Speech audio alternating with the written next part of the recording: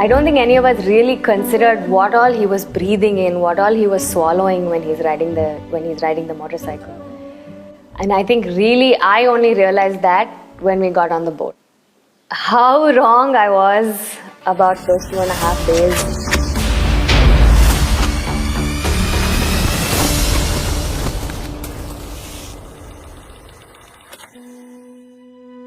So when we got to Riyadh, it was so unreal for us because it was just desert everywhere, and I personally have never seen something like that. We were all in a bus, and in that bus we're all sitting and we can barely see outside the windscreen. And we're looking out and thinking, oh, everything looks a little hazy. It almost looks like mist, like an early morning fog kind of feeling. Only when you step out of the bus do you realize that it's not fog, it's dust, it's sand, it's like fine particles of sand. We see this sandstorm happening around us and we don't know how Sadhguru is going to ride the bike through this.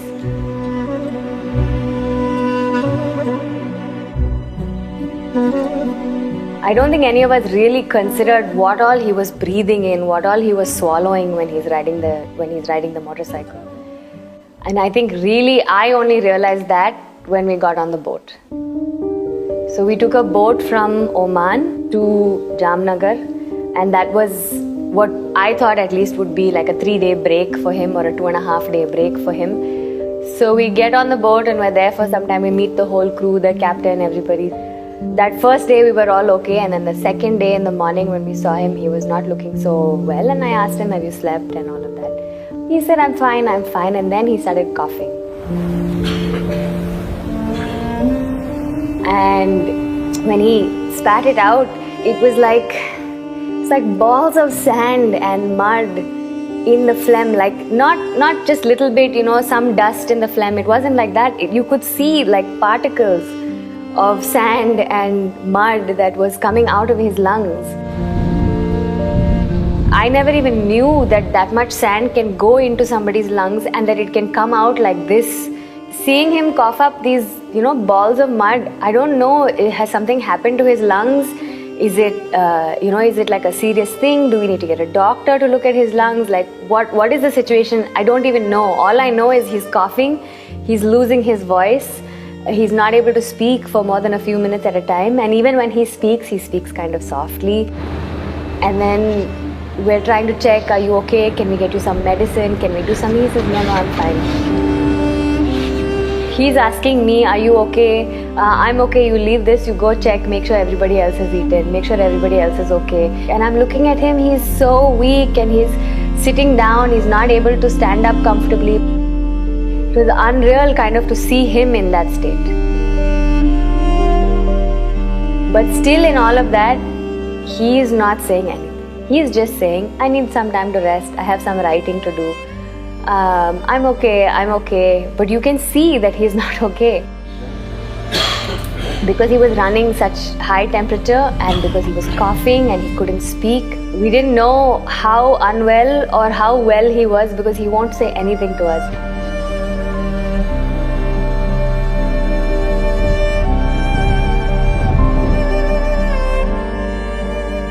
I realized that he had a very high temperature.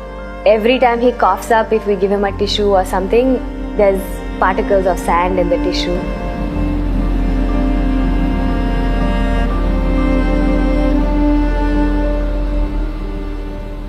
So on the second day, we went out on the deck, and in the boat, that corner, that tip, we had placed a small stool for him to sit, and the video team wanted to take some nice videos and things like that. So he went there and he sat, and he was sitting on a stool, and he was there for some time.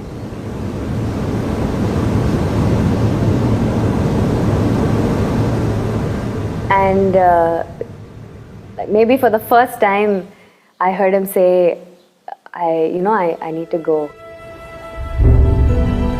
He got up, he held the rail all the way and he walked back inside.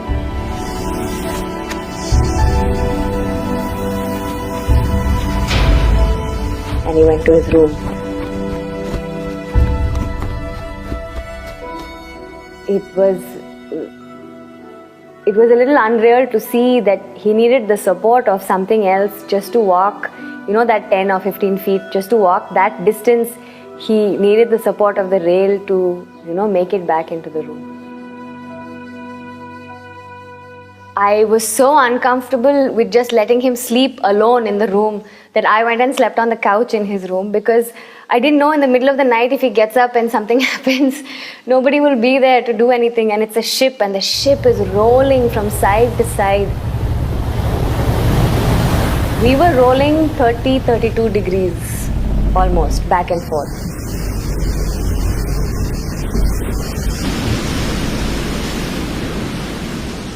It was a rough journey for all of us, but for him particularly, because he was already unwell and you can't really rest because your body is constantly in motion. And he would cough and we'd say, "Are you okay? Would you need this?" He's, "No, I'm fine." And he'll take a minute and then he will continue doing whatever he needed to do.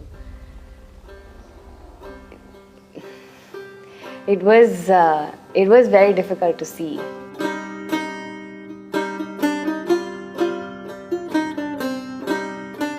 Sadhguru said, "Why don't you have the crew come together? We'll include them in the movement. We'll talk to them about Save Soil and everything." So we got the crew together in their meeting area, which was downstairs. And he sat and he started talking about Save Soil, and he just started to lose his voice.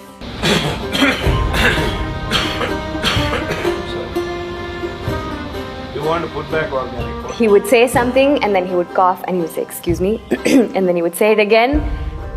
And he was not able to get full sentences out in the way that we are so used to seeing him at events. Because he was coughing, he lost his voice. It was difficult to see. So after he spoke for some time, then he said, "Why don't you play the video first, then we'll speak again."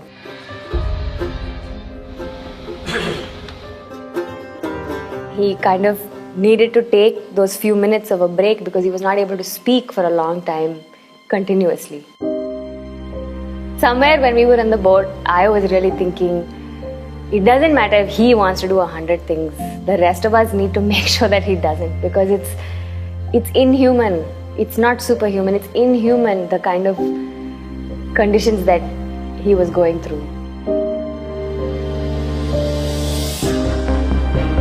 We reached the port in Jamnagar and he just stepped off the boat and he just went into the crowd, spoke there, and when he coughs, he apologizes, "I'm sorry, I'm just a little..."